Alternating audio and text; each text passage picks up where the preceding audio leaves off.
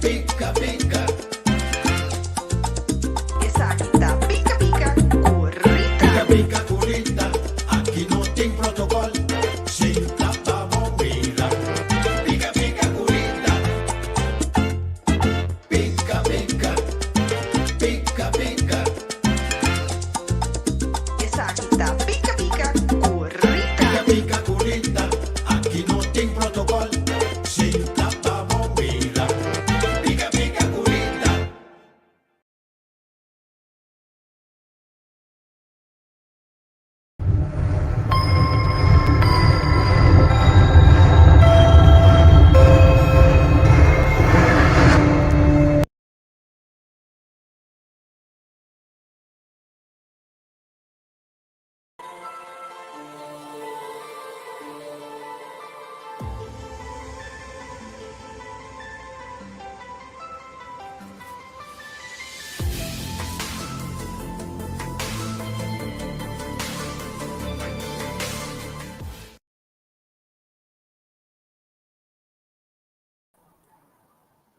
Welkom, een en al. Dit is het programma Eigen Pad. Deze show bespreekt de onderwerpen van het menselijke bewustzijn, moraliteit, manipulatie, natuurwetten, het occulte en alle kwesties die de vrijheid van de mensen op aarde beïnvloeden. Mijn naam is Glenn Tram van thegreatworkexperience.com en ik ben je gastheer voor vandaag. Welkom allemaal. Dankjewel voor het zijn weer vandaag. We gaan praten vandaag over hoe we contact maken met de bovenwerelden. Althans, hoe dat volgens Kabbalah, kabbalistische leringen wordt gegeven. Goedenavond, dag Anna. Hoe gaat het? Ja, en ik wil ook mijn vaste groep mensen, want ik weet dat er elke week, dag Farida, goeiedag. Ik wil dat jullie elke week hier zijn. En het doet mijn hart echt heel goed. Maar we gaan eerst vandaag een aantal basisconcepten bespreken. Dus we gaan eigenlijk verder waar we zijn gebleven vorige week. Vorige week hebben we aan het einde van het programma gesproken over de 4 werelden. Daar gaan we vandaag starten ook. We gaan een klein beetje meer erover hebben. En dan gaan we praten over de psyche, hoe het allemaal in elkaar zit. En dan gaan we praten over van hoe we deze 2 werelden, dus de wereld van onszelf, dus innerlijke wereld, en de buitenwereld bij elkaar brengen. Dus verenigen. Dus dat is leuk. Wij zijn vorige week... Een momentje. Wij zijn vorige week al begonnen met uitleggen van de 4 werelden. Zoals ik net zei. We gaan vandaag verder. En vooral dieper. We gaan een klein beetje dieper. Wat ik nu eigenlijk doe... In principe is ook wat ze noemen in het occulte initiëren. Initiatie. Dus als je praat over initiatie, heeft te maken met basisconcepten, basisprincipes geven. Verschillende scholen hebben ook dramatische, zeg maar, rituelen. Net een beetje, net als de kerk. Ja, als je dan een katholieke kerk bent geweest, heb je een aantal van die rituelen. Er zijn rituelen, mensen. Als je dan een katholieke kerk bent geweest en je moet de hostie innemen en... samen drinken met de pastor of whatever, bepaalde dingen zeggen, dat zijn rituelen. Ja? Die heb je ook in occulte tradities, heel vaak zelfs. Maar de echte initiatie is begrijpen van basisconcepten. Bijvoorbeeld, geef een voorbeeld, wat is geest? Die gaan we straks erover hebben. Wat is je ziel? Daar gaan we ook straks erover hebben. Wat is, als we praten over de bovenwereld, waar hebben we het over? Dat soort concepten. Ja? Als we praten over moraliteit. Ik heb vaak genoeg gezegd wat moraliteit allemaal inhoudt. Voor degenen die hier voor het eerst zijn, ga terug naar mijn vorige afleveringen en dan hebben we daarover. Dus vandaag gaan we een klein beetje meer dieper erin. Zodat jij dat begrijpt. Want op het moment dat deze concepten begrijpelijk zijn, dan kan je goed handelen. Anders kan je niet goed handelen. Ja? Dus we gaan eigenlijk initiëren. En initiatie helpt je eigenlijk om te stoppen tegen jezelf te liegen. Daar heb ik een aantal keren erover gehad, maar dat ga ik nog een keer herhalen. Mensen moeten stoppen met tegen zichzelf te liegen, want daar gaat het eigenlijk het grote deel van het geval. Je wil zeg maar zelf niet de waarheid onder het oog zien. Ja? Heel vaak moet je het gewoon doen in je eigen tijd. hoeft niemand te weten dat je dan dat doet. Ja? Maar je moet tenminste stoppen met tegen jezelf te liegen. Stoppen in een fantasiewereld te leven. Leren hoe de natuurwet, leren natuurwetten te begrijpen. Leven in het nu. Ja? Als mensen komen van als je dit niet doet, dan ga je dood in de toekomst. Dat soort dingen moet je niet mee aan doen. Ja? Handelen volgens natuurwetten, dat is dan de 5e punt. Ja? In de wereld. In de wereld. Volgens de natuurwetten handelen. En zorgen voor je fysieke lichaam. Dit is hetgene wat initiatie allemaal inhoudt. Het leren de basisdingen van het leven. En hoe je dan zeg maar een normaal mens kan zijn. Ja, want nu handelen we heel vaak als dieren. Ga je zo direct een voorbeeld geven hoe ik in de afgelopen week een situatie heb gehad van mensen die denken dat ze dan in hun rechten zitten. Ja? En dat maakt me gewoon helemaal paranoia zelfs. Ik kan er echt niet tegen, want dit moet echt stoppen op een gegeven moment. Ja? Deze 5 punten wordt bereikt. Dus niet liegen tegen jezelf, niet een fantasie leven, natuurwetten begrijpen, leven in het nu, handelen volgens natuurwetten en eigenlijk goed voor je fysieke lichaam zorgen. Dit wordt bereikt om de antwoord te geven op een aantal vragen. Ja? En in het Kabbala vooral gaat het over deze vragen. Waar je vandaan komt en waar je naartoe gaat. Ja? Wie je bent en wat doe je hier, wat je hier doet. En dan uiteindelijk, hoe kom ik daar op het moment, eenmaal ik weet waar ik naartoe ga. En wanneer ben ik daar, eenmaal je weet waar daar is. Ja? Dus dit gaan we in principe vandaag ook een klein beetje meer, al die vragen gaan we met Kabbala ook antwoord geven. Dus vandaag gaan we praten over de bovenwerelden en eigenlijk je psyche ook. En hoe we deze 2 werelden bij elkaar kunnen brengen. Want dat is wat Kabbala ook heel veel tijd en energie in steekt. Dus lijkt mij natuurlijk logisch om dat ook aan jullie te geven. Laten we eerst wat huishoudelijke mededelingen doen. Vorige week heeft iemand mij gevraagd voor een boek. Ik heb even nagekeken in mijn eigen boek, je kan zeggen bibliotheek, mijn digitale bibliotheek. En ik moet heel eerlijk zeggen, Chicken Kabbala, het heet Chicken Kabbala of Rabbi Lamed Ben Clifford. Het is een lang, auteur is Lon Milo Duquette. Duquette is een heel bekende occultist. Hij is zelfs een Thelemite van Thelema. Ik weet niet dat jullie dat hebben gehoord. Van Aleister Crowley. Dat is dan de school dat Aleister Crowley is begonnen. Heel veel duistere occultisten houden van Aleister Crowley zelfs. Ik zou het niet aanraden als beginnende occultist, zeg maar. Maar Chicken Kabbala van hem, van Lon Milo, hij heet Lon Milo Duquette. Ja, en het boek heet Chicken Kabbala. Je krijgt het gratis online PDF-versie. Je kan gewoon zoeken Chicken Kabbala. En dan, het is wel een hermetisch Kabbala. Wij bespreken kosher Kabbala. Maar de hermetisch Kabbala en de christelijke Kabbala, die voortvloeien uit de kosher Kabbala. Dus alles wat ik bespreek in de show, die krijg je ook in dat boek. Want dat moet ook wel. Kabbala natuurlijk is een mengelmoes van verschillende gedachtegangen. Kabbala is niet zo oud zoals mensen denken. Maar goed, we gaan lekker verder. We hebben vandaag een jarige trouwens. Haar naam is Michelle Mesker. Hartelijk gefeliciteerd, Michelle. Ik wens je vele jaren nog toegewenst. Michelle is een goede kennis in de vriendenkring van de Pika Pika Talk Show sowieso. En ik heb het genoegen gehad om haar ook te leren kennen. Ja. Oh, dankjewel Eva. Eva die heeft daar de Duquette Chicken Kabbala voor ons gezet. Daar kan je het vinden als je dan vooruit wil eigenlijk met Kabbala. Ik ga dat rustig met jullie bespreken. Oké, laten we even de sheets erbij pakken heel snel. Ik wil ook iets vertellen. Hier, zie je dat? Dat is mijn zoontje David heeft dat getekend voor me. Hartstikke bedankt, Davester. Hartstikke lief van jou. Ik heb hem gevraagd om iets in het kader van Tarot of Kabbala te doen. Ja, maar het is niet gelukt. Ik heb hier een pizza gekregen Ja, Michelle Mesker is jarig vandaag. Dus Dave heeft dit voor papa gemaakt. In plaats van een Tarot of een Kabbala. Ja. Dus ik moest het doen, mensen. Want deze shows zijn eigenlijk voor hun. Dus ik heb hem daar gezet. Hier, daar is hij. En het is ook met David, waar ik dan zeg maar een soort van...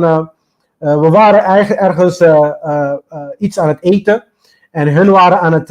ja, gefeliciteerd. Ja. Hun waren dan zeg maar aan het spelen. En hij heeft zeg maar zo'n speelgoedje op iemand laten vallen. Dus ik heb het niet gezien. Dus ik heb die mevrouw gevraagd van... is het mijn kind die dat heeft gedaan? Zegt hij ja. Toen heb ik mijn excuses gegeven aan die mevrouw. Sorry.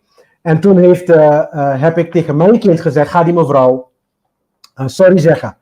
En dan vervolgens gaat die mevrouw, zeg maar, mijn kind opvoeden zogenaamd. Ik zeg nee, dat is dan de taak van de vader of van de moeder.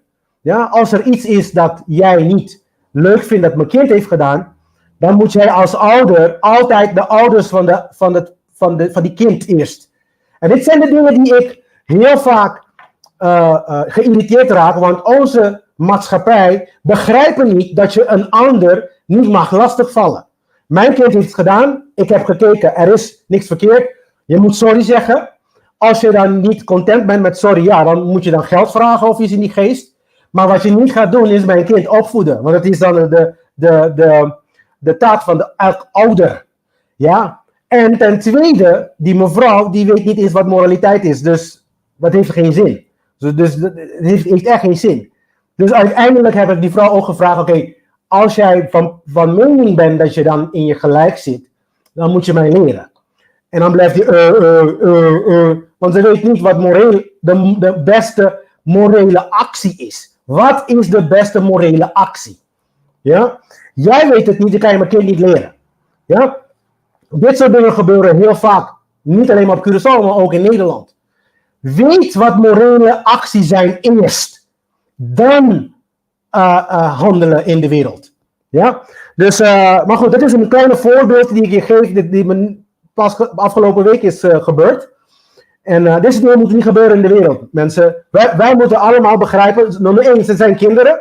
En nummer 2, jij moet begrijpen wat de juiste actie is. Ja? En dan pas gaan we verder. Ja, dan pas. Dus laat me even mijn sheet erbij pakken. Dat is een goede voorbeeld trouwens. Dat is wel leuk, ja, to the point voorbeeld in ieder geval. Nou, voor de mensen die nog mijn werk niet kennen, thegreatworkexperience.com, daar moet je naartoe gaan. www.thegreatworkexperience.com. Daar krijg je al mijn materiaal. Mijn focus is natuurlijk natuurwetten, moraliteit.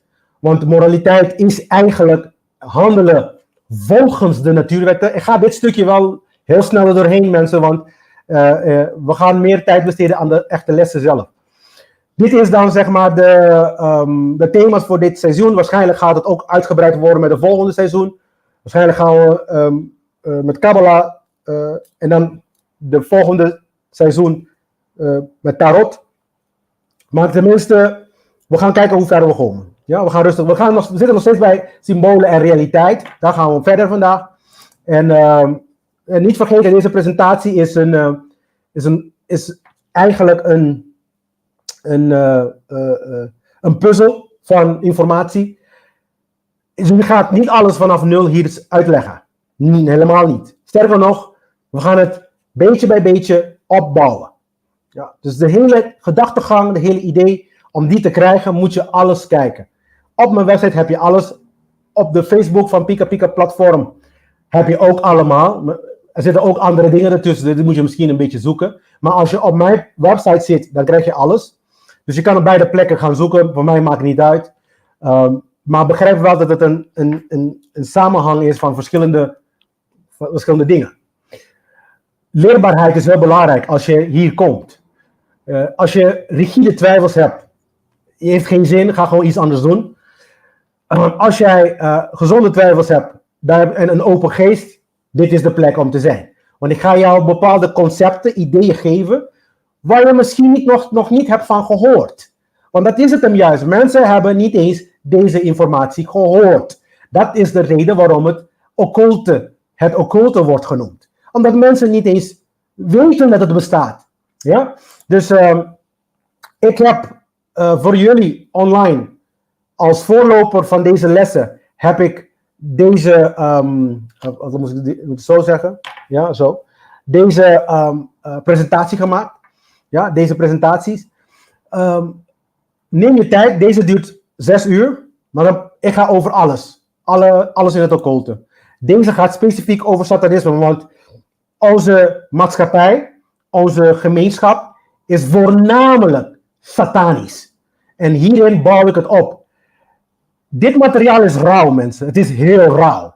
Dus als jij, laten we zo zeggen, een mietje bent, je kan niet tegen dit soort dingen, dan zeg ik van, nou, blijf maar gewoon weg. Ga daar niet niks zoeken daar.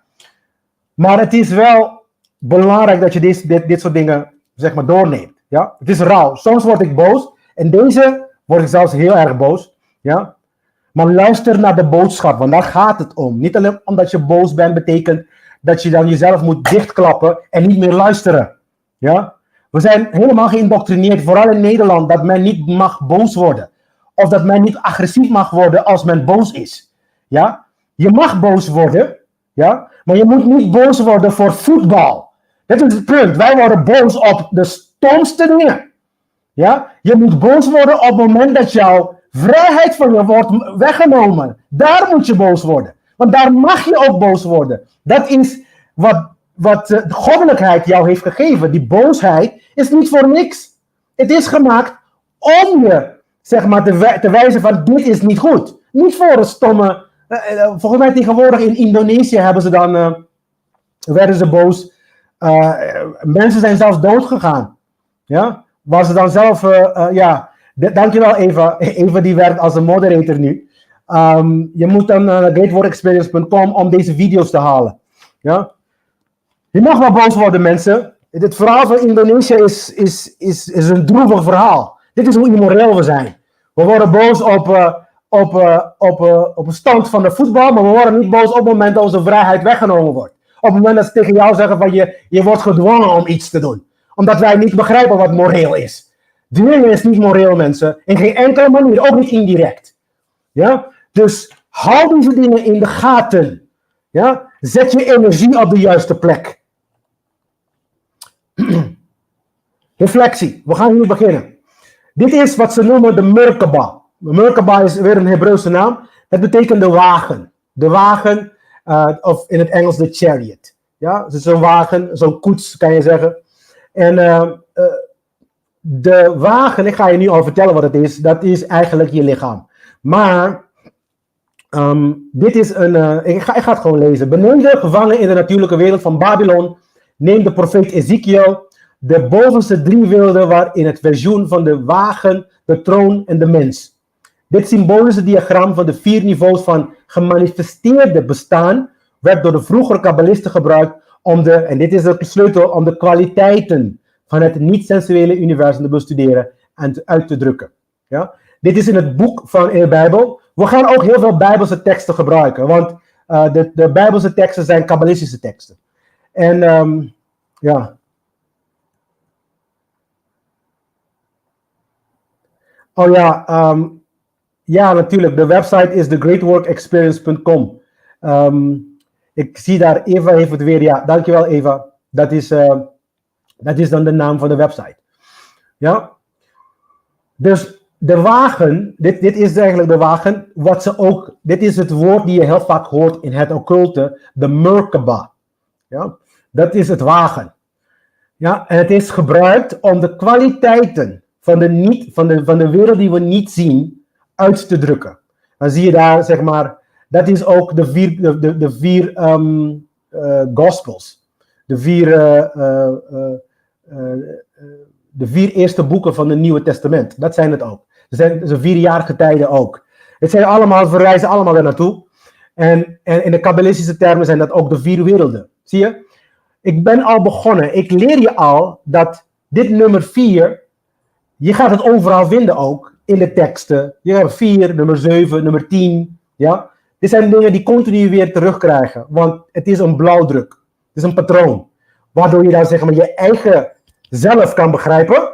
Ja? Maar ook het universum kan begrijpen. Want je gaat zelf zien, straks ga ik het laten zien. Die 4 is ook de 4 componenten waarbij onze DNA vanuit bestaat. Ja? Dus al deze dingen komen continu weer naar voren. En dit helpt ons om de wereld om ons heen, dat is wat Kabbalah voor bedoeld is, om de wereld om ons heen te begrijpen. En vooral de bovenwerelden die we geen flauw idee hebben hoe die eruit ziet. Ja? Dus in Kabbalah hebben we 2 dingen die we bestuderen. Zo noemen we de werk van de schepping. Dus waar we dan tijd nemen om de creatie te begrijpen. En dan de andere, daar gaan we straks erover hebben, is het werk van de wagen. Daar gaan we straks erover hebben. Van de chariot. Dat is dan hetgene wat je hier ziet. Hier zie je eigenlijk profeet Ezekiel met die 3 dieren. Dat zijn de 3 bovenwerelden. En dan heb je dan 1 engel, 1 arkengel kan je zeggen.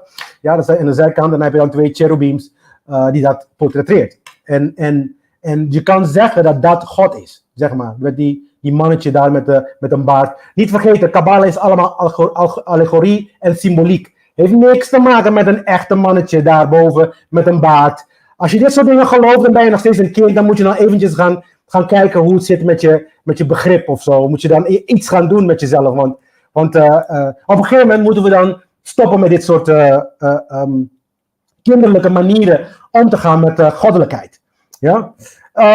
Dus Kabbalah heeft het altijd over de bovenwereld. Dus als we met Kabbalah praten we 99,9% over de bovenwereld. Om die 1/10% geef het aan mij. Ja? Volgens Kabbalah zijn de bovenwerelden het tegenovergestelde van de wereld van beneden. Ja? Dat is ook de reden waarom we niks begrijpen. Want het is het tegenovergestelde van hetgene wat we denken. Ja? Niets in Kabbalah is dus specifiek. Maar het wordt bijna altijd geadresseerd door middel van verhalen en symbolen om de bovenwereld te begrijpen. Net over gehad. Ja? Hierdoor, en dit is de sleutel, hierdoor, zoals met alle andere occulte traditie, word je ook gedwongen om je rechter hersenhelft te gebruiken. Want je kan niet meer zomaar met de grafiekjes van, zo hebben we hebben niet alleen met de logica bezig zijn. We hebben zoveel COVID-gevallen. Ja, een grafiekje erbij en iedereen gelooft het. Dat is het probleem. Ja, het kost hun bijna niks om mensen te manipuleren. Alleen maar deze grafiekjes naar voren brengen en iedereen gelooft het en het is klaar. En dan vervolgens het kwaad mag hoog getij vieren. Ja? Dus het dwingen aan de andere kant van je hersenen ook. Daarom is de reden waarom iedereen in het occulte moet gaan duiken. Iedereen.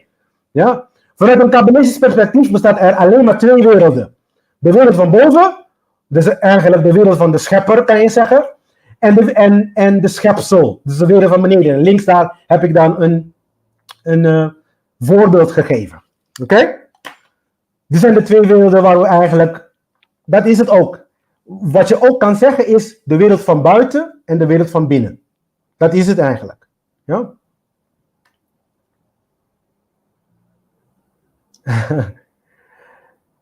Maar hoe bedoel je met veren, Anne? Anne zegt van volgens mij de engelen en asengelen die gebruiken geen vleugels, maar ze gebruiken veel veren.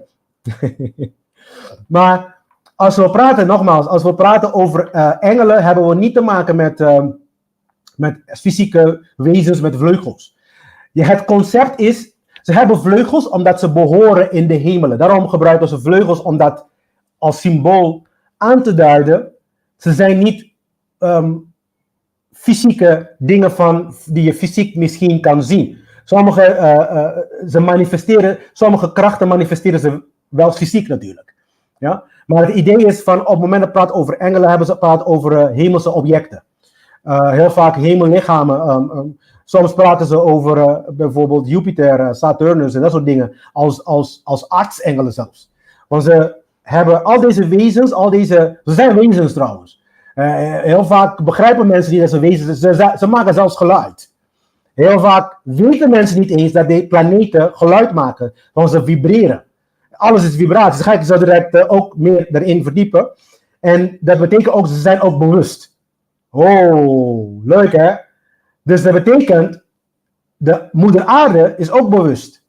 Ja? Dus zo direct ga ik uitleggen op welk niveau je dit soort dingen kan begrijpen. Op het moment dat jij dat begrijpt, dan pas kan jij goed jouw gedrag aanpassen. Want dat is de enige persoon die jij mag controleren, is jezelf. Dat leren ze ook in het occulte duizenden keren. Als je dan rabbis hebt of goeroes hebt die je tegenovergestelde leert, zit je aan het liegen. Want het is de enige wat je zelf kan controleren, is jezelf. Buiten, ja, andere mensen mag je niet controleren. Even kijken. Als ze bij je aanwezig zijn, laten ze het met veren. Ja, dat weet ik niet, Anna. Anna, dat zou kunnen. Dat kan ik je niet 1, 2, 3 zo zeggen. Maar ik heb altijd zoiets van, laten we bezighouden met de dingen van hier. Ja, want hun hebben hun zaken op orde. Ja, als deze wezens, ik hou niet van om te veel te praten over wat ze daar doen. Want we zijn hier. En ik ga je wel leren om contact te maken daarboven. Het kan. Ja, maar we zijn hier. Dus blijf met je voeten op aarde. Ja, blijf met je voeten op aarde. Met je hoofd in de hemel, maar voeten op aarde. Ja, we gaan niet te veel vliegen, niet te veel veren. Ja, dus hou het simpel. Hou het simpel voor jezelf. Ja, dus en vooral nu in het begin, we houden alles simpel. Ja, zijn er bovenaardse wezens? Waarschijnlijk, want ik kan me niet voorstellen dat er een hele grote universum is. En we zijn de enige over het hele universum. Dat kan me niet voorstellen. Zo speciaal zijn we ook weer niet. Dus, maar ik ga je geen concrete antwoord geven, want ik denk dat iedereen in staat is om dat zelf te ondervinden. En ik bedoel ook uit ervaring. Ja? Het is allemaal niet zo moeilijk. Met de technieken die ik hier nu ga leren, dat gaat zeker lukken. Ja, dus Kabbalah zegt dat we in eeuwigheid leven. Daarom heb je dan zeg maar de eeuwigheid symbool daar gezet. Daar hebben we vorige week over gehad. En het eerste niveau kan je zeggen is Adam Kadmon. En dan gaan we naar de wereld van Atzilut, zoals Kabbalisten zeggen. Dat is de wereld van emanatie. Dat is de eerste denkproces. Dus we gaan eerst denken. Dan komen we de wereld van Bria. Dat is wanneer het eigenlijk al gezakt is in je hart.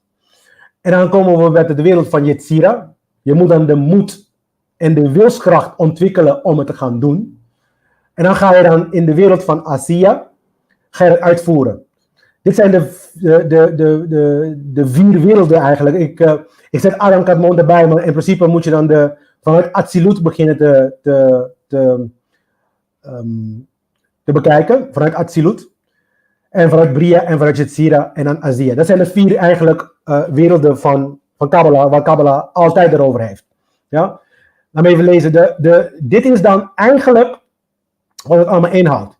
Dit is een blauwdruk, mensen. Dit zijn de 4 werelden en het is een blauwdruk. Ja? Het is niet altijd... je kan het specifiek ook nemen, want het is ook 4 bewuststaten. Je moet het ook zien als vibraties, frequenties. Ja? Het zijn wanneer de frequenties wat lager en lager. Dus de bovenste is hoge frequentie, dan gaat die lager, lager, lager, lager. En dan de frequentie bij Asiya, dat is dan de wereld van fysiek. De fysieke wereld is zo dens, is zo fysiek, dat het heel langzaam vibreert. Oké? Dus dit is een blauwdruk. Ja? Voor eeuwigheid is niks. Dus ze zeggen ook dat God alles is, maar ook niks. Ik zou zelf zeggen, God is meer niks dan alles. Maar het probleem is, en dat is het probleem van de meeste wezen in creatie zelf, is dat het heel moeilijk is om over niks te denken. Want je zal snel ontdekken dat denken zelf is iets. En als je over niks wil denken, dan ben je met iets bezig. Dat is heel moeilijk. Ja? Dus wij zijn niet in staat om over niks te denken.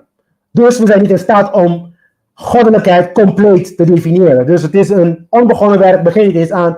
Onze voorouders die hebben ons ook op gewaarschuwd. Maar, we gaan wel erover praten. We gaan wel erover denken. Toch wel.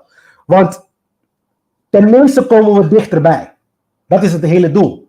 Want helemaal niet over praten, zegt de kabbalisten, dat betekent ook dat je helemaal in de donker blijft. En dat is ook niet de bedoeling. Oké? Waarom werk je met Atzilut, Bria, Yetzira en Asiya? Wat gebeurt er met Adam? Adam Kadmon is de blauwe kubus helemaal bovenaan, dat ik het als een kubus heb voorgesteld. Dat is het is de, je kan zeggen de mensenras, laat me het even zo noemen, eventjes heel voor het gemak, de mensenras collectief. Ja? Die was al voor creatie al, we waren er al. We waren er altijd er al. En door bepaalde, dat zegt Kabbalah in ieder geval, door bepaalde evenementen, laat me het even zo noemen, zijn we gevallen in de wereld van Azië. En de werelden, die namen, die worden dan gebruikt puur om, nummer 1, de letters zijn heel belangrijk. Dat ga ik zo direct laten zien. De letters zijn heel belangrijk. En bijvoorbeeld de aard van Atsilut, dat is heel belangrijk. De Alef, kan je zeggen. Bria is waar de Bijbel begint met Bereshit, met een B van bed. En Jod, Yetzira. Ja? Dus die letters die zijn eigenlijk heel belangrijk. Maar uiteindelijk de naam van God, volgens de Kabbalisten, dat is dan wat gebruikt wordt om de wereld te schapen. Maar het is niet letterlijk de naam van God. Het heeft en ook niet letterlijk die letters. Laten we ook even. Het heeft te maken met vibraties. Het heeft te maken met elektriciteit en dat soort dingen. Maar daar gaan we zo direct meer over hebben. Dus die namen heeft te maken met de letters. Die heeft te maken en heeft ook te maken met hoe kunnen we. Dit zijn scholen. Niet vergeten. Het zijn scholen. Want in andere tradities gebruiken we niet deze namen. Maar we leren wel over deze werelden. Oké? Dus in Kabbalah gebruiken we die namen en het heeft te maken met de letters, heeft te maken met nummers. Ja, 1, 2, 3, 4. Niet vergeten, 4 was een heel belangrijk nummer.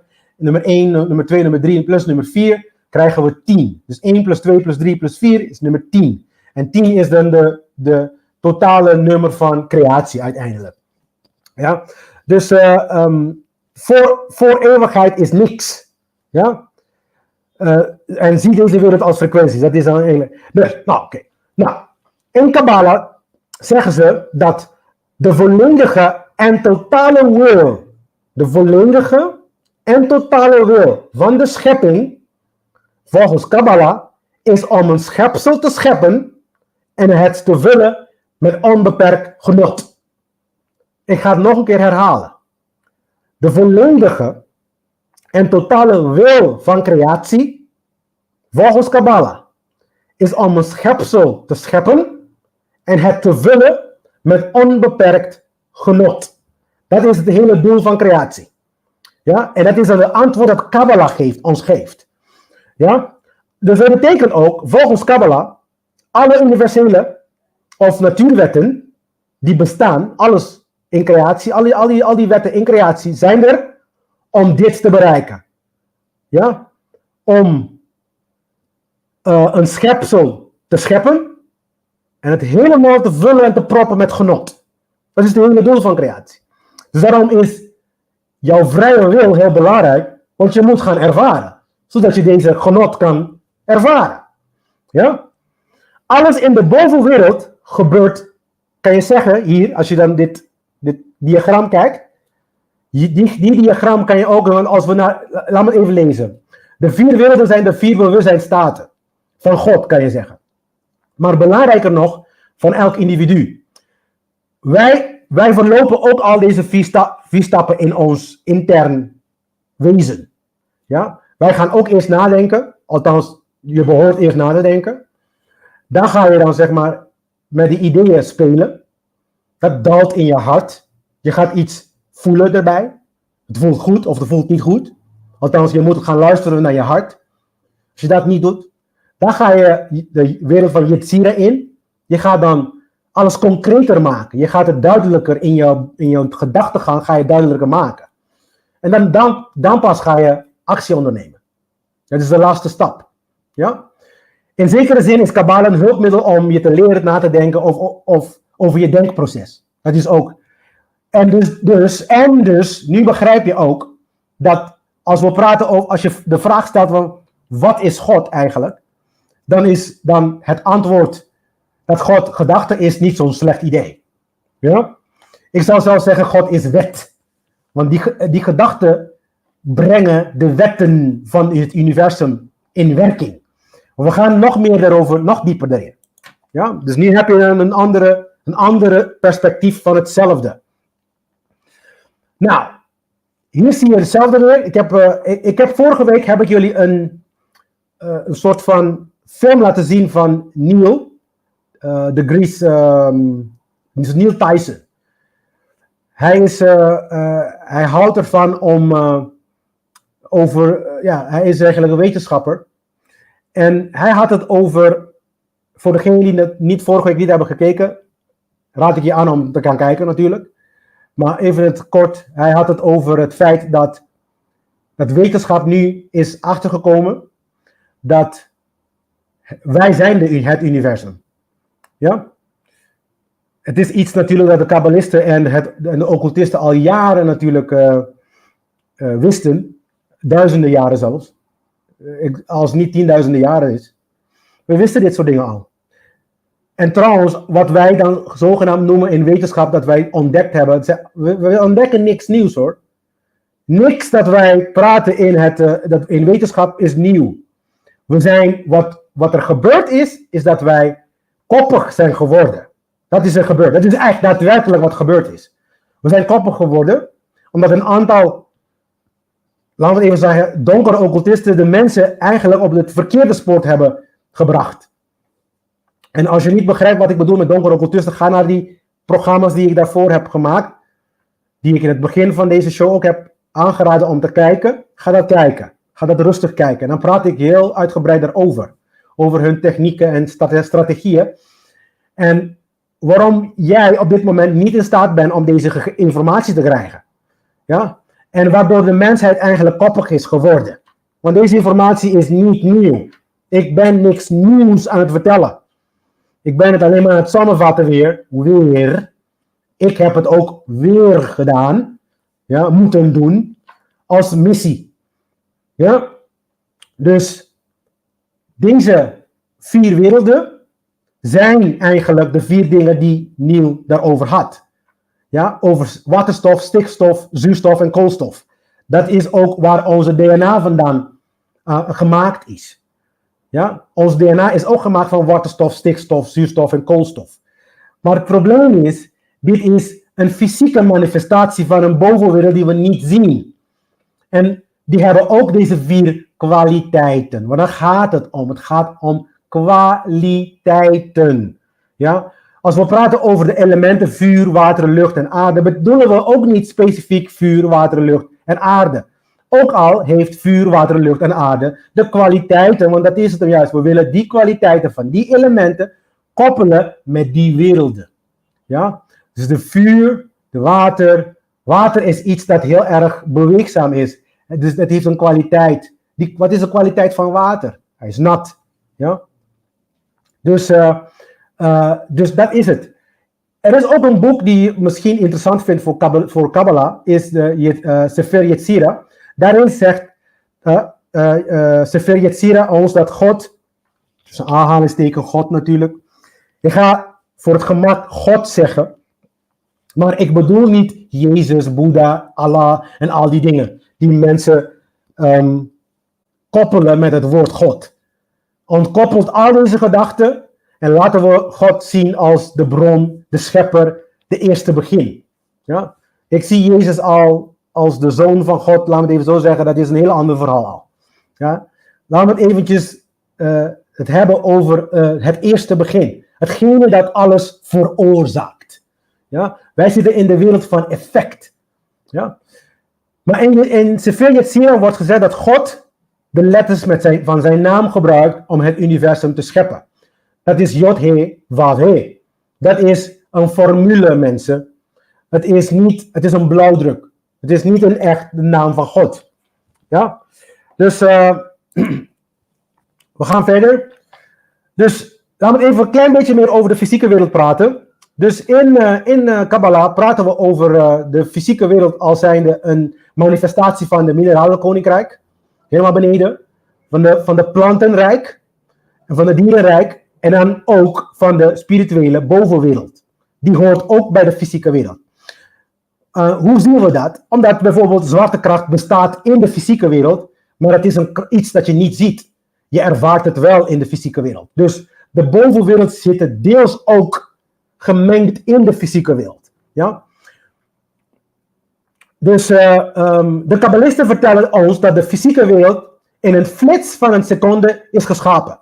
Als een lichtflits. Ze praten ook letterlijk in Kabbala over de lichtflits. Ja? Dit fenomeen wordt in Kabbala de lichtflits genoemd. De afdaling van macht in materie. Ja? Het is het proces dat, en ik gebruik hier een christelijke term, de elektrische logos, potentialiteit, doordringt eigenlijk met de wil van de Vader. Dus ik begin nu al eigenlijk een klein beetje wat ze noemen Luria's Kabbalah uit te leggen. Dat is een kabbalist, een rabbi zelf, die de Kabbalah van tegenwoordig heeft uitgelegd zeg maar aan de menigte. En hij komt met bepaalde gedachtegangen, bepaalde ideeën. Dus wat hij zegt is, of wat de kabbalisten zeggen in het algemeen, is dat de potentialiteit, dus alles dus, die wordt dan zwanger. Door het spelletje te spelen van positieve en negatieve energie. Dus wat er gebeurt is namelijk dit. En potentialiteit zegt Luria dat eigenlijk, ze noemen dat fenomeen de Tzimtzum. Tzimtzum betekent eigenlijk het samentrekken van goddelijkheid. Dus wat wetenschappers zeggen Big Bang, maar Big Bang is geen samentrekking. Ja? Het is in fact, hun leggen het tegenovergestelde uit. De Big Bang zegt dat het ontploft is en alles is zogenaamd in werking gezet. Maar in Kabbalah zeggen dat het niet zo is gebeurd. Het is een samentrekking geweest. Een samentrekking. Ja? En op het moment dat het samen is samengetrokken, is er eigenlijk een ruimte gecreëerd door het samentrekken. Is in het midden een punt gekomen, een gecondenseerde punt. Je kan het noemen een zwarte gracht. Is gecondenseerd daar gekomen. En er creëert er een ruimte. Dat is wat de heelal wat je ziet. Ja? Dat is ook in het occulte wat men Isis noemt. In het christendom is dat Maria. Maria is de nachtelijke, vrouwelijke, je kan zeggen energie, want het is een negatieve energie. Het is niet een actieve energie, maar een slapende en rustend energie. Het zit alle potentiële, alles dat je wil maken, alles wat je wil maken in het universum, zit erin. Wat er gebeurd is dat de Vader, eventjes tussen aanhalingstekens, eeuwigheid, de Vader, die maakt die vrouw zwanger. Die maakt potentialiteit. De vrouw, Maria, zwanger. Zo komt het verhaal van de christendom, dat God Maria zwanger heeft gemaakt. Het zijn allemaal allegorieën, mensen. God heeft niet echt een vrouw zonder de seksuele zwanger gemaakt. Dat is het niet. Dat is nogmaals een heel kinderlijke manier om dingen te begrijpen. Ja? Dus de zwangere Maria is eigenlijk logos. Dat is dan de elektriciteit. Dit is lichtflits, kan je zeggen. Die dan potentialiteit zwanger maakt.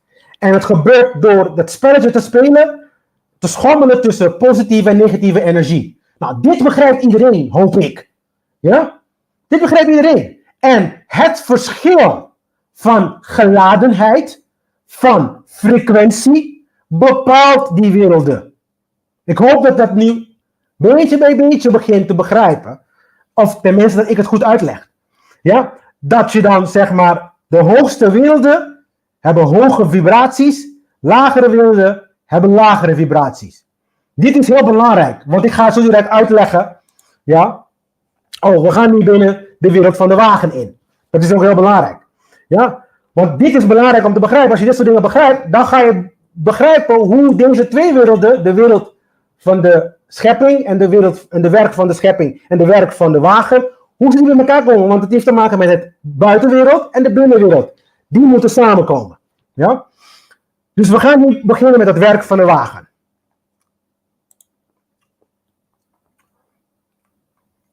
Dus in het kader van onze realiteit, ja, dat bespreken we nu. Laten we even kijken naar wat Kabbalah zegt over ons natuur. Dus de menselijke natuur zelf. Ja? Volgens kabbalisten bestaan de mensen uit twee werelden. Uit twee we zitten eigenlijk in het midden. Daarom is onze wereld ook zo interessant voor de bovenwereld zelfs. Ja? En ik zeg dat heel voorzichtig, want ik wil niet dat mensen denken dat meneertje Trump zeg maar gek is geworden, dat die gelooft in aliens en dat soort dingen. Dat heb ik niet over. Het heeft te maken, er is een bovenwereld. Er is een wereld die we niet zien. Ja, die kunnen we allemaal ervaren. Want zwaartekracht ervaar je. Elektromagnetisme ervaar je. Je denken ervaar je. Want je denkt. Als je denkt, dan ervaar je iets dat niet tastbaar is. Ja?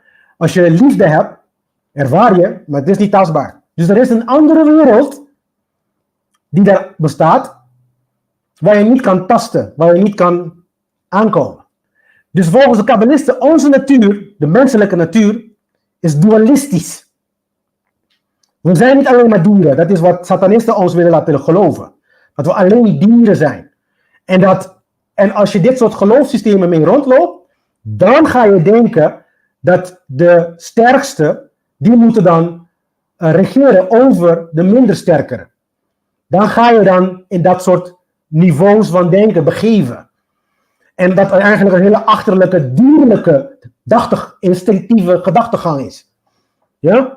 Dus dan ga jij eigenlijk het dierlijke deel van de mens benadrukken, meer benadrukken, dus dan haal je de hele mensheid uit balans. Want dan ga je tegen mij zeggen dat de mens dieren zijn alleen. En als jij goed oplet, als je een denkend persoon bent, dan ga jij dan merken dat wij iets meer zijn dan dieren. Ja? En volgens de kabbalistische leringen, dit is ook wat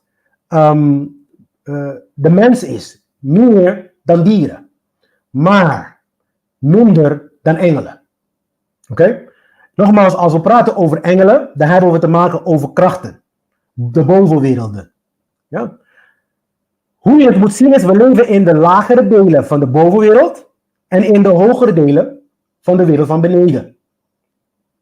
Als zodanig kunnen we beide werelden tegelijkertijd ervaren. En laat me een voorbeeld geven.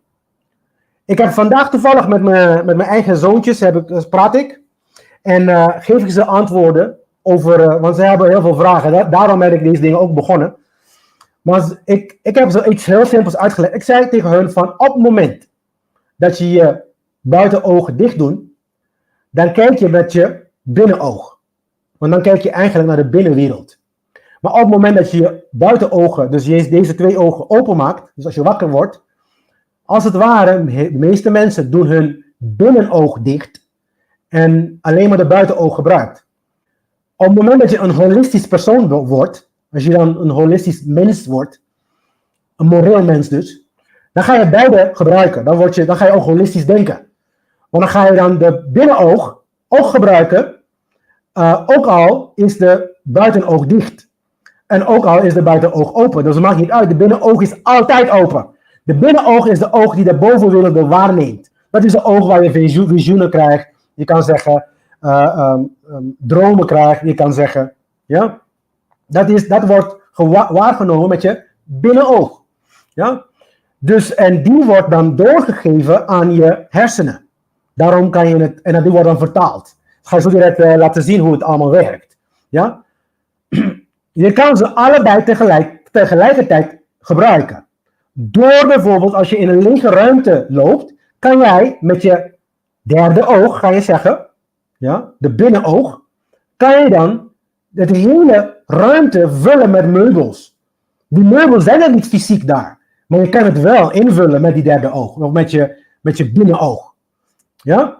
Dus de derde oog openen heeft hiermee ook te maken, maar het heeft te maken met het begrijpen hoe het systeem werkt. En dat leg ik een klein beetje uit. En hoe wij zijn, de mensen, hoe we werken. Dit is ook een reden trouwens, mensen, dat de oudere tradities, ja, entheogenen gebruiken, of wat wij ook psychedelica noemen. Psychedelica heeft een slechte naam gekregen de afgelopen jaren. Maar in de oude traditie wordt het gebruikt om de bewustzijnstaat zodanig te veranderen. Ja? Dat men tenminste naar de lagere delen van de bovenwereld kunnen gaan. Dit is ook de wereld waar je bijvoorbeeld, als je een klein beetje te veel cannabis neemt, dan begin je dan zeg maar abstracte abstracte, hoe noem je dat? Abstracte symbolieken of symbolen te zien. Dingen te zien die je niet kan, die niet concreet zijn. En je krijgt dan indrukken van de bovenwereld, want we zitten in de lagere stukken van de bovenwereld. Ja? Dus wat is de geest? Laten we het even heel snel hieroverheen gaan. De geest is eigenlijk je gedachte. Ik heb gedachten gebruikt, maar de geest is natuurlijk meer dan gedachten. Maar laten we even lezen. Wat is de geest? De geest is een verzamelnaam voor een fenomeen genaamd afstoten, aantrekken, adhesie, cohesie. Ja? Op basis van deze onafhankelijke en intelligente, daarom heb ik gedachten gebruikt, want het is intelligent. 4 krachten wordt de hele schepping in stand gehouden. De onderliggende kracht die alle 4 drijft is will. Dat is dan zeg maar de elektrische logo. Ja? Die is als een handboek van de schepper, kan je zeggen. Dus er is iets, en dat kunnen we dus niet uitleggen. De occultisten kunnen niet uitleggen, en de wetenschappers helemaal niet. Ja? Er is iets dat vertelt aan elke atoom in je lichaam, aan elke component, elke element die je dan waarneemt en ook niet waarneemt. Er is iets die hem vertelt, je moet zoveel trillen, je moet zo minder trillen, je moet heel veel trillen, je moet een balans hebben tussen deze trillingen, je moet dit hebben en datjes en ditjes. Die verschillen in die trillingen creëert de wereld die wij waarnemen. Dus onze fysieke wereld, kortom, is een wereld van verschillende trillingen, verschillende frequenties. Ja? Dit is hoe het werkt. Dit is hoe onze voorouders ons dit hebben geleerd. Ja? Wij kunnen koppig zijn en we kunnen dit soort gedachtegangen, laten we zo zeggen, challengen. Je gaat het twijfelen. Zoals ik zeg, gezonde twijfels, maar ga zoeken. Ja? Alle materie is dus geest. Want het zijn gewoon trillingen. Dus ook al zie je het stilstaat, het trilt. Ja, het heeft een frequentie.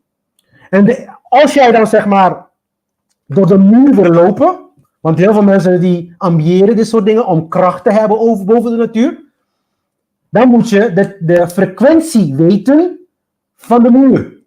En dan moet je dan vervolgens in staat zijn om die frequentie aan te nemen. Ja? En dan kan je gewoon door de muur lopen. Bij wijze van spreken. Oké? Dat is eigenlijk het geheel. Ja? Dus er is een wiel. Dit is wat ik dan noem de natuurwetten. De hele schepping is een manifestatie van deze wil. Dus de wereld gaat, of de creatie gaat een kant op. En ik zeg altijd, dat is leven. De creatie gaat altijd de kant van leven op. Want dat is het wil van de Vader, dat is wat hij wil ervaren. Zodat wij het genot kunnen hebben. Want de enige wat de schepper wil, is ons vullen met onbeperkt genot. Maar door onze eigen te doen en koppigheid, houden we die genot tegen. We creëren hel op aarde. Ja, en we houden die genot tegen. Oké? Wat is je ziel? Ik leg het altijd uit. De ziel is als een barometer, als een meter. We hebben alleen maar 2 poolgevoelens. Het is hetgene wat je voelt. We hebben 2 poolgevoelens. We hebben angst of we hebben liefde. En op basis van die 2 poolgevoelens wordt alles bepaald. Ja?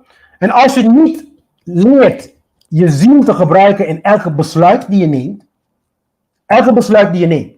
moet je hart bemoeid worden. Elke besluit die je neemt. Ik weet dat je anders hebt geleerd. Ik weet dat ze jou leren, vooral in de businesswereld, om genadeloos te zijn. Dit is niet wat je moet zijn. Je moet het aanpassen. Je moet het hart in laten, daartussen laten komen.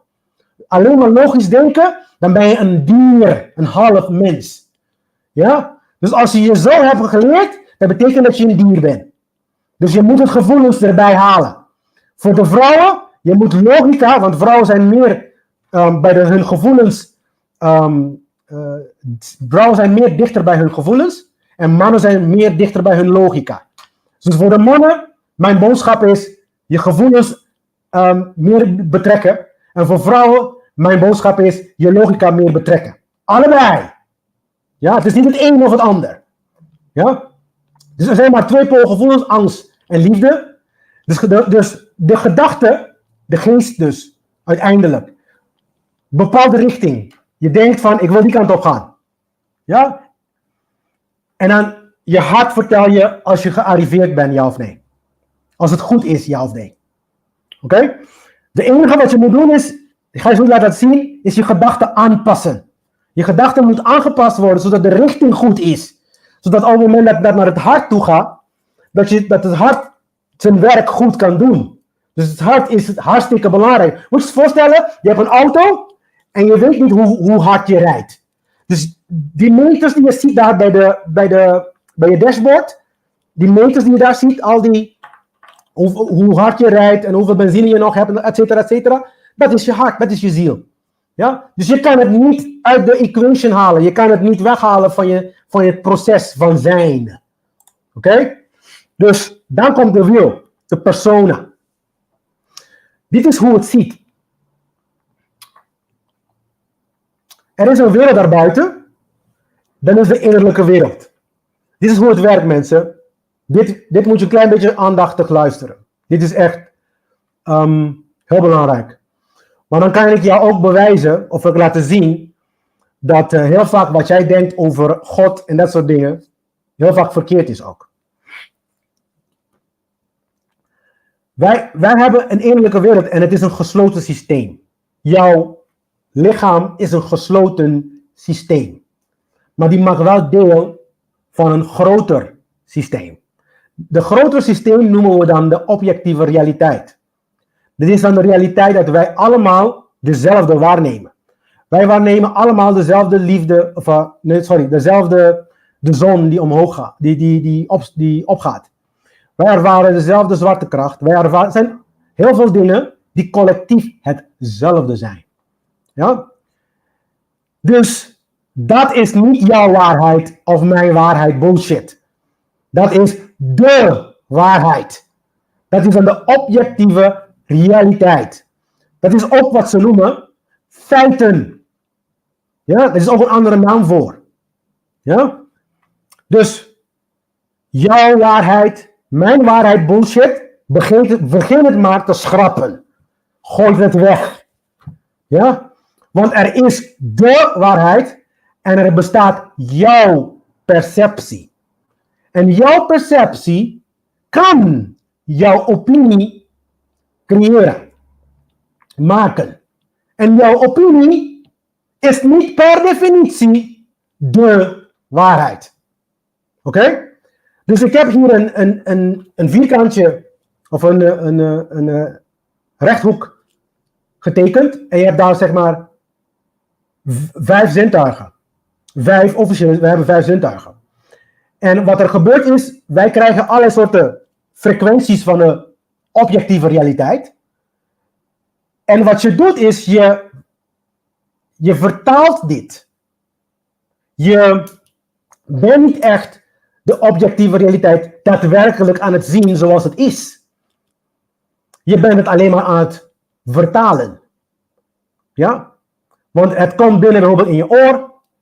Dan gaat dan via je zenuwen, gaat het dan in je hersenen en dan wordt dan verwerkt. Ja? Maar het probleem is namelijk dit. Je waarnemingsorganen kunnen op 3 manieren defect zijn. Dat is ook het probleem van de mensheid collectief.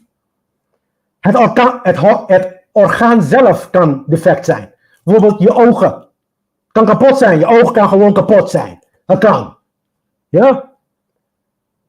Of je oren kan kapot zijn. Dus je kan niet goed horen. Het tweede gedeelte wat kapot kan zijn is de zenuwen. Want er is een zenuw die vanuit je ogen naar je hersenen gaat. Dat kan ook kapot zijn, waardoor het signaal niet goed aankomt. De derde plek waar het kapot kan zijn is je hersenen, de interpretatieorgaan. Ja, dat kan ook kapot zijn. Ja, het zijn 3 plekken waar het kapot kan zijn. Dus de persoon die is dan gedwongen om een 6e zintuig te ontwikkelen. Wat we dan de intuïtie noemen. Dat een functie is van je ziel. Ja, Dus daarom is dat ook belangrijk. Om een volledig mens te zijn, moeten al deze dingen ontwikkeld zijn. Het is niet één ding. Dus de interpretatieprogramma wordt ook de ego genoemd. De ikke. Dus in Kabbalah zeggen we dat je ego dus, de ego, volgens kabbalisten is de drang om te ontvangen. Dus alles wat je interpreteert in je eigen wereld daar, dus de interne wereld, dus jouw wereld, daar ben jij de koning. Dat is de enige koninklijkheid die mag bestaan, is de koning zijn of de koningin zijn van jezelf.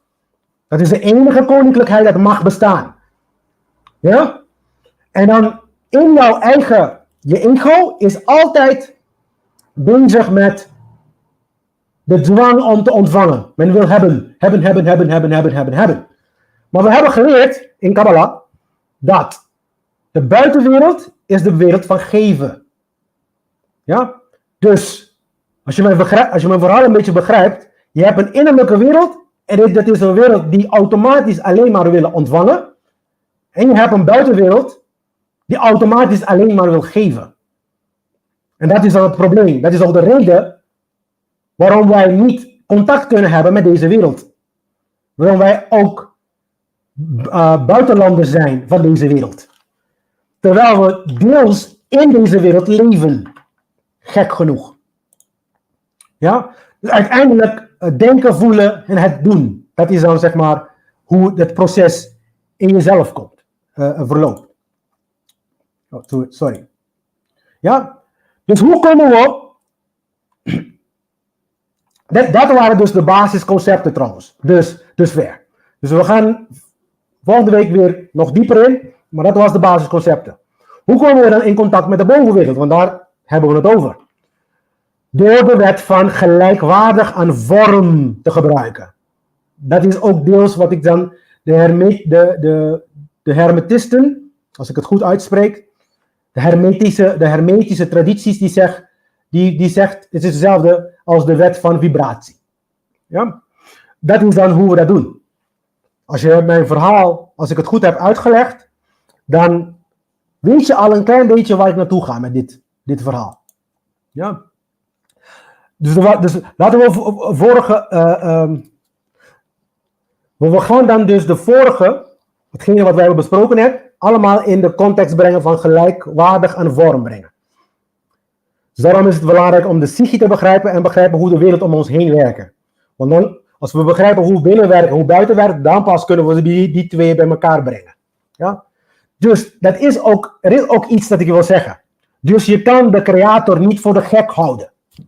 Je kan het niet voor de gek houden. Ja? Je kan geen lager bewustzijn hebben en denken dat je naar de hemel gaat of zo. Dus dit is echt iets heel goed voor de religieuze mensen. Dus je kan niet een laag bewustzijn hebben, dus een lage vibratie hebben, een lage frequentie hebben en denken dat je naar de hemel gaat die een hoge frequentie vertegenwoordigt. Oké?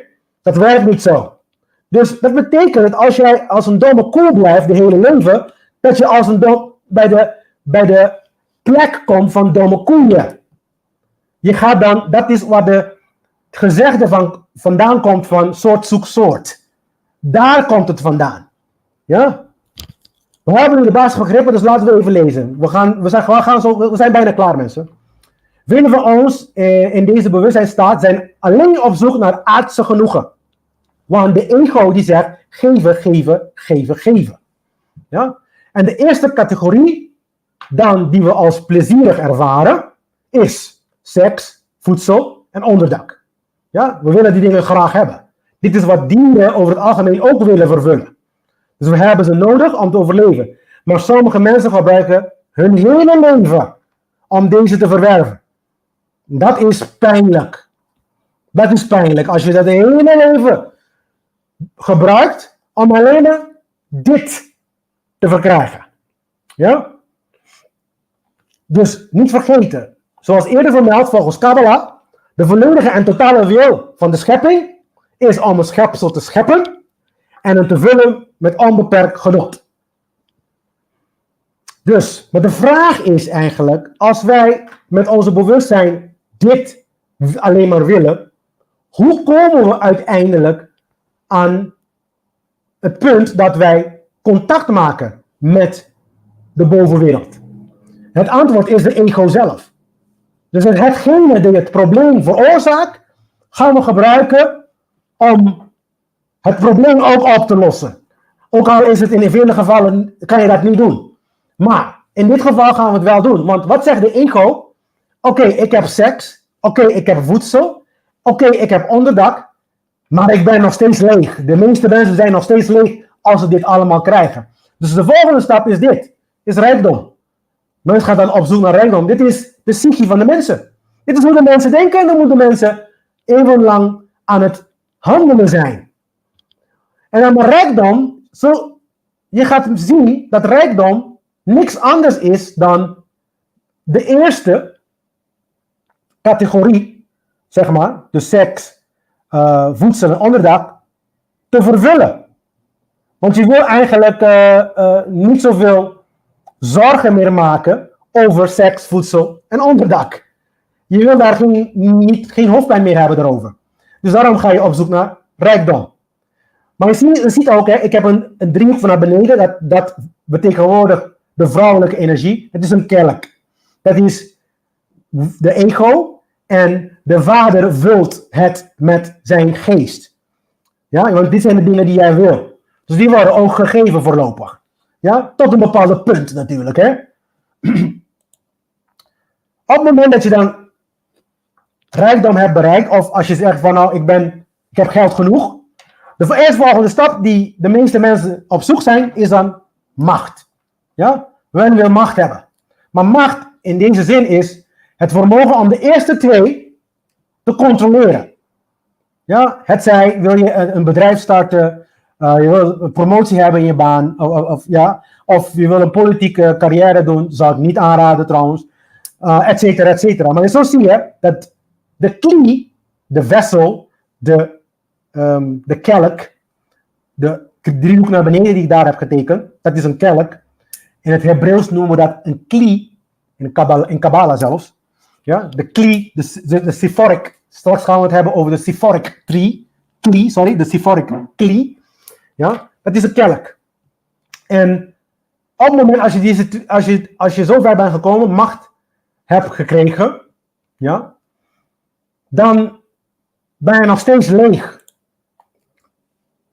Zodra je niet meer tevreden bent, ontstaat er een uitgebreide versie van verlangen en dat is dan kennis. Dit zijn allemaal waarneembare en plezierige verlangens, maar kennis, dat is kunst, wetenschap, religie enzovoort, wordt eigenlijk als de hoogste beschouwd. Dus de meeste mensen blijven ook tot hier. Ja? Daarom komen ze ook nooit in contact met de bovenwerelden. Ja? Dus er moet iets gebeuren. Dus wat motiveert je? Wat moet je motiveren? Nou, in principe ga je langs dit weg. Het is dan de pad van de meeste mensen. Dus ik vertel je eigenlijk al door het gebruiken van Kabbalah hoe de psyche van de mens werkt.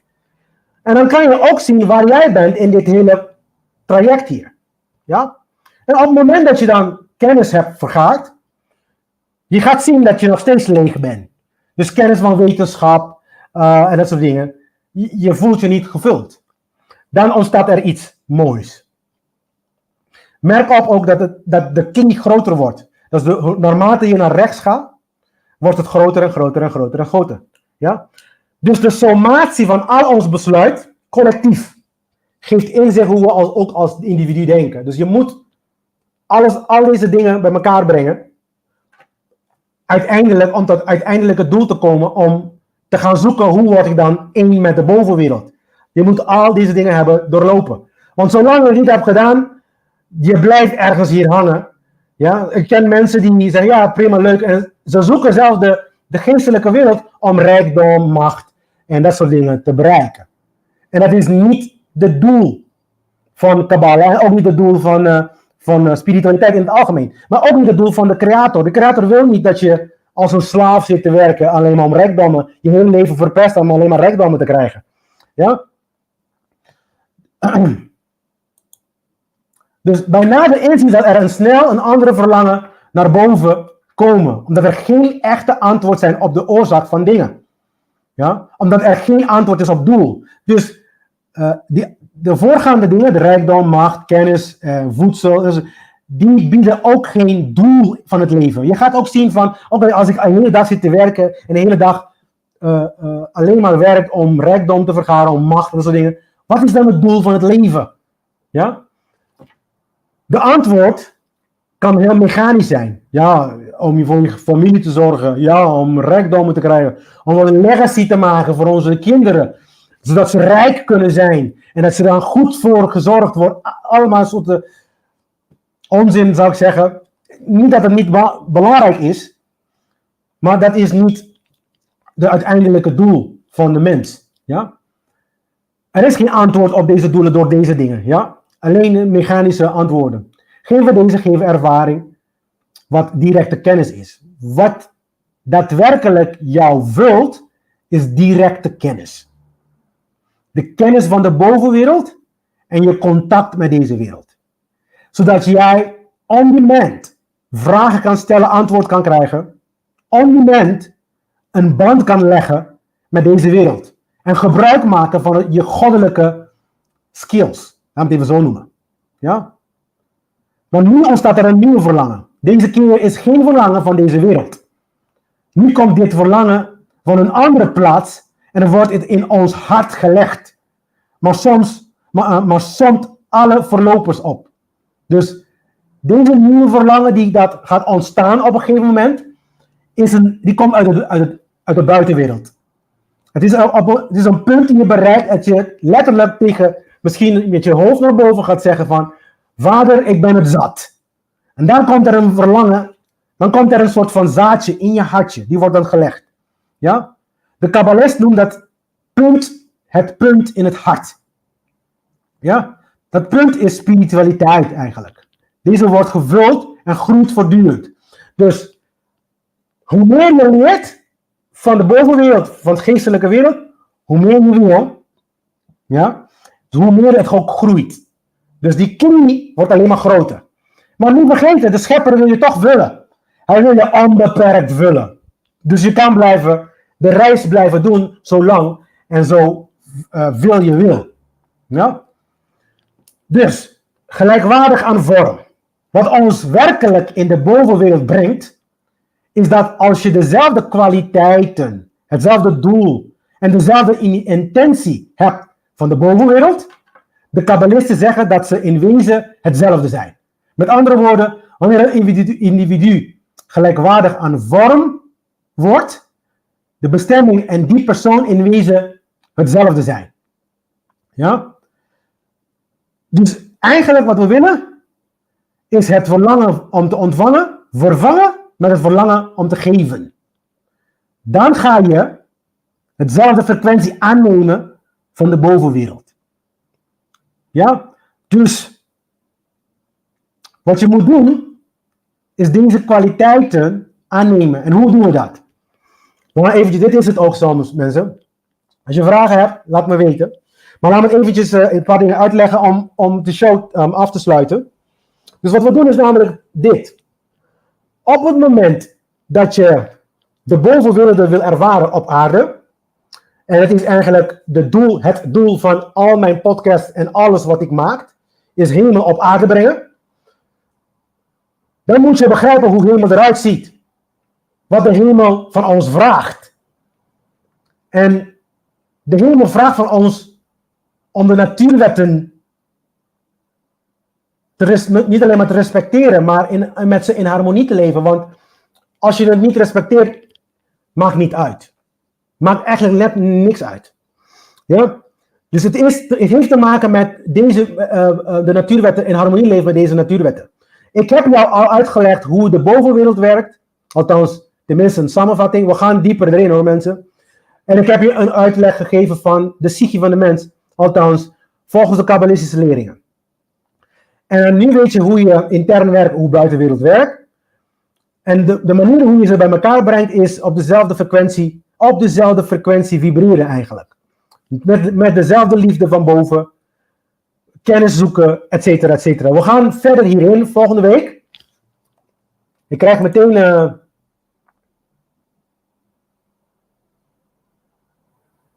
Oké, nou, ik heb een promo voor aanstaande zondag, krijg ik van het team van Pika Pika. Dus laten we die kijken eerst en dan gaan we afsluiten. Oké? Dat is nice. Wakboboto on 9 de oktober in Pika Pika. Mitari 8 ore di Holanda, mitari 2 ore di Curaçao. Pika Pika, 9 oktober, no stay, open ko esco.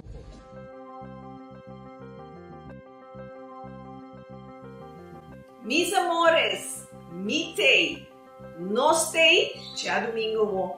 Nós estamos papi de nos bonito hospital. Na Curaçao. Of lo meeting com Yamele. Abatuar. Aí na Curaçao, bon não pode permitir mes vira malo. Ao já domingo, junto com o jovem que escorro, nós estamos papi de mal manejo. De hospital. Se abo também tem a mesma experiência e sentimos livre de chamar-nos a compartilhar a experiência conosco. Agora, não sei para não perder. Essa aqui tá pica pica com Pica Rita. pica curita, aqui não tem protocolo. Senta pra bobeira. Pica pica curita. Ja, nou, we zijn weer terug. Dankjewel. Nou, dankjewel mensen. Dus mijn slotgedachte namelijk is dit. Als wij naar de wereld kijken, is dat een collectieve resultaat van onze gedachtegangen. Dat is een collectieve resultaat van onze doen. De wereld is zoals ze is, niet omdat God het zo wil. De wereld is zoals ze is omdat wij onze geloofssystemen verkeerd zijn. Ja? Wil je iets anders zien, dan is de eerste stap gedachtegangen veranderen van mensen. Dus hopelijk ga jij ook verder andere mensen dit soort gedachtegangen leren. Want deze gedachtegangen zijn gedachtegangen die miljoenen jaren, zelfs als je dan praat over miljoenen jaren, als de wereld überhaupt miljoenen jaren, vanaf het begin van de schepping zijn deze gedachtegangen al gaande. Ja, dat wij moeten harmoniseren met de natuurwetten. Ja? En als we dat niet doen, als we koppig zijn, dan gebeuren deze dingen in de wereld. Ja? Dan krijg je dan hongersnoden, dan krijg je daklozen, dan krijg je dwang, mensen gaan stelen. Mensen gaan bijvoorbeeld instanties creëren en denken dat het allemaal legitieme zijn. Mensen dwingen, drukken, vermoorden, stelen. Oké? En dat heeft te maken met onze gedachtegang. Onze manier van denken. Ja? En het proces heb ik laten zien. Als we die aanpassen, die moet aangepast. Laat me het even zo zeggen. Als we koppig blijven en we willen ze niet aanpassen, dit is wat gaat gebeuren. Is ook al een beetje aan het gebeuren. Er komt tsunamis. Er komt hoe noem je dat? Orkanen. Ja? Die dingen. En ja, mensen. Op het moment dat de mensheid, de collectieve mensheid, bewuster wordt, je gaat zien dat deze dingen minder worden. Ja? Deze calamiteit, al die dingen. Dit is hoe je ze controleert, door bewust te zijn. Ja? Dit is hoe je lang leeft, door bewust te zijn. Dat is de enige antwoord. Antwoord voor onze wereldproblemen is bewust worden. Ja, dat is de enige antwoord. Er is geen andere antwoord. Want er is alleen maar twee werelden. Een wereld van buiten en een wereld van binnen. Er is niks anders. Ja?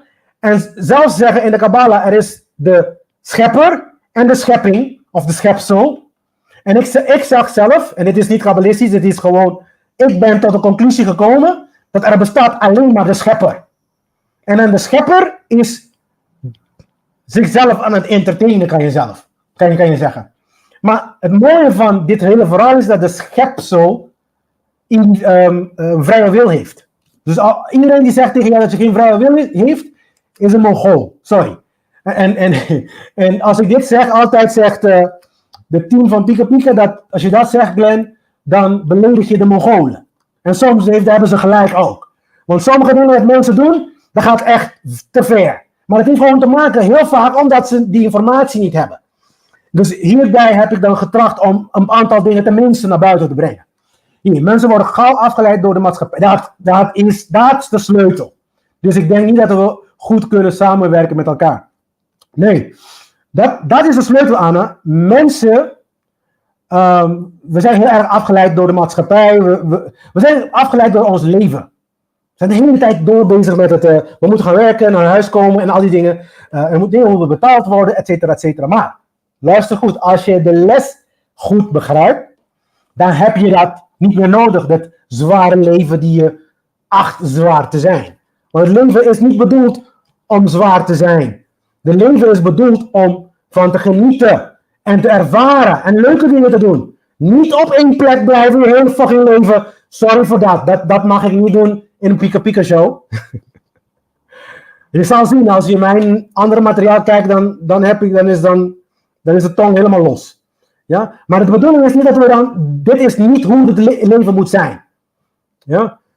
Dit is niet hoe het leven moet zijn. Dus ik ga hierbij laten, mensen. Bedankt voor het luisteren. We zien elkaar weer volgende week, waar we dan gaan praten over God. Wat het allemaal is. Wat het allemaal inhoudt. Althans volgens de kabbalistische leringen. Zie ik je volgende week. Tot dan.